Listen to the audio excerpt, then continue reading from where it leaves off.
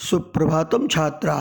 आज मैं आप लोगों को आपकी पाठ्य पुस्तक रुचिरा प्रथमो भाग के अंतर्गत पंचमा पाठ वृक्षा पढ़ाने जा रहा हूँ, जिसे आप अत्यंत ही ध्यान से सुनेंगे। वृक्षा इसका अर्थ होता है अनेक वृक्ष, वो वचन है यहाँ पर वृक्षा। तो इन्हीं की विशेषताओं को, क्या क्या वृक्ष की विशेषताएं हैं, इस पाठ के अंतर्गत समझाया गया है। ठीक है। बने बने निवसंतो वृक्षा, वनम वनम रचयन्ति वृक्षा। बने बने में सप्तमी विभक्ति है।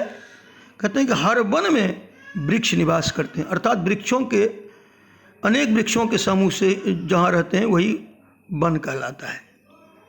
तो बने बने निवसंतो वृक्षा, हाँ, प्रत्येक वन में वृक्ष निवास करते हैं। अब वनम वनम रचयन्ति वृक्षा, और सभी वृक्ष वन, इस तरह से सभी वृक्ष वन की रचना करते हैं। इस तरह से सभी वृक्ष वन की रचना करते हैं। शाखा दोला सीना विहिगा तय किमपि कूजन्ति वृक्षा। ये जो है विहिगा मन सारे पक्षीगण क्या करते हैं, डाली और झूले पर आसीन होते हैं।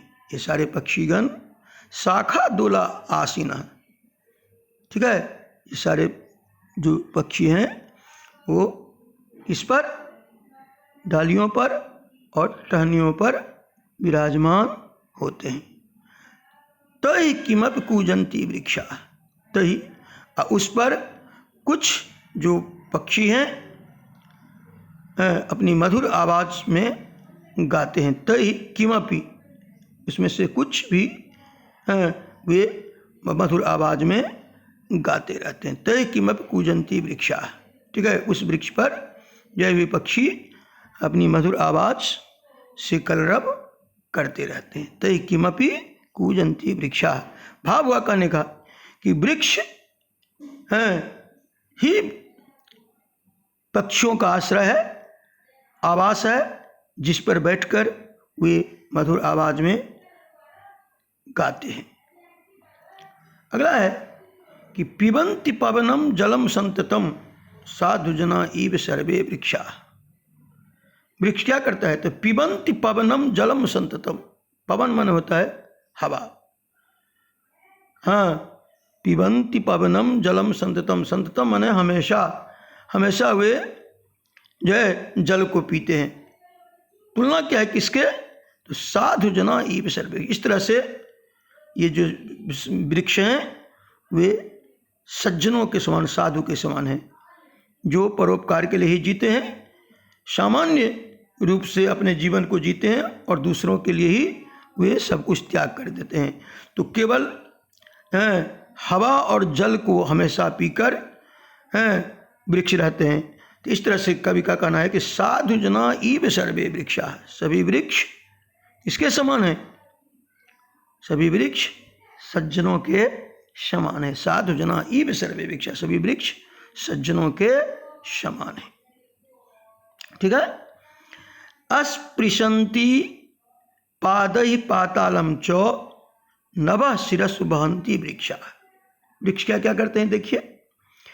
स्पृशन्ति पादै पातालम च, स्पृशन्ति मन होता है स्पर्श करते हैं। वृक्ष अपने पैर से पाताल में स्पर्श करते हैं। तात्पर्य के वृक्ष का की जड़ पाताल तक होती है। ठीक है। स्पृशन्ति पादै पातालम च, वे क्या करते हैं, अपने वृक्ष अपने क्या कहते हैं, जड़, अपनी जड़ को पाताल तक, पाताल तक फैलाते हैं। ठीक है। और अगला है कि नभः शिरस्सु वहन्ति वृक्षा। ठीक है। वृक्ष आकाश को अपने माथे पर ढोते हैं। अब देखते होंगे कि वृक्ष के ऊपर में ही आकाश होते हैं।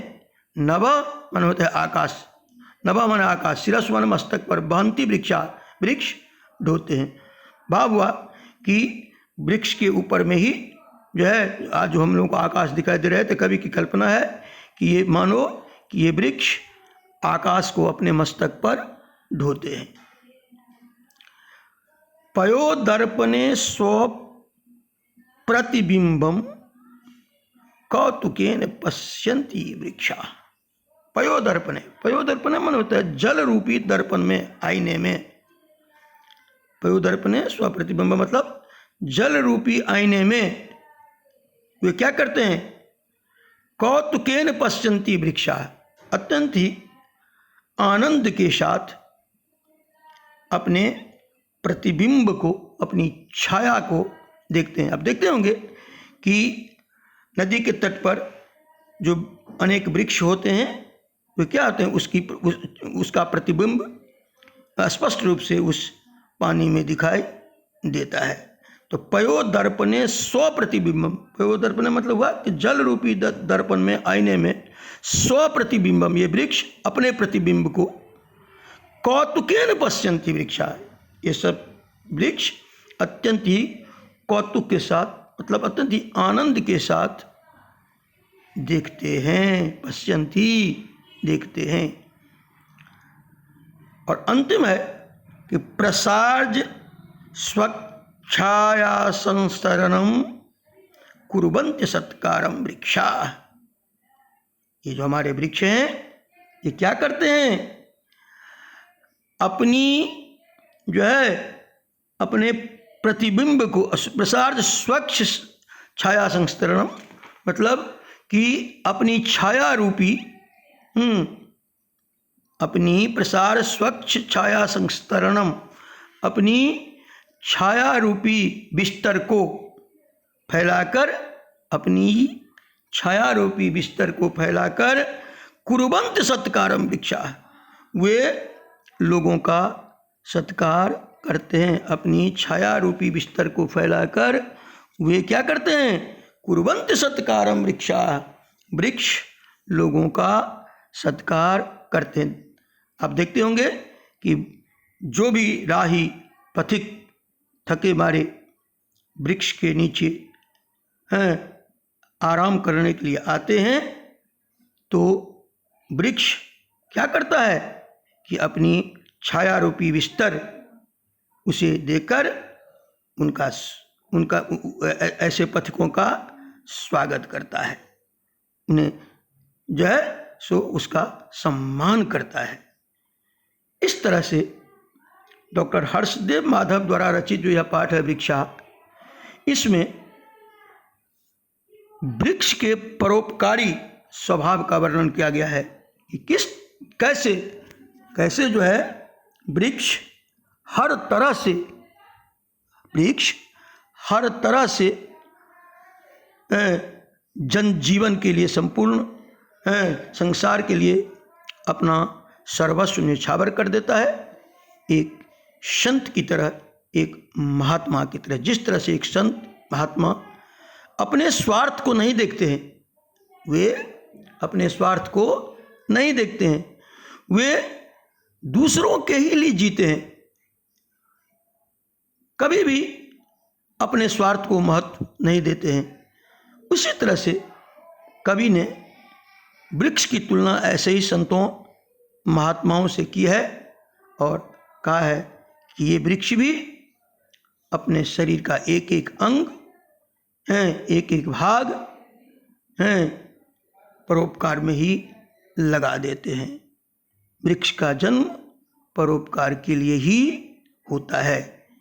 स्पष्ट रूप से वृक्ष के इन सारी विशेषताओं को कवि ने इस पाठ वृक्षा पाठ के माध्यम से दर्शाया है। इस तरह से बच्चों, इस पाठ में हमने देखा कि वृक्ष हमारे जीवन में कितने महत्वपूर्ण हैं। ठीक है, तो अंत में हम यही कहेंगे कि हम लोग ऐसे वृक्षों की हर तरह से रक्षा करें, क्योंकि हमारा जीवन उसी वृक्ष पर आधारित है। धन्यवाद छात्रा।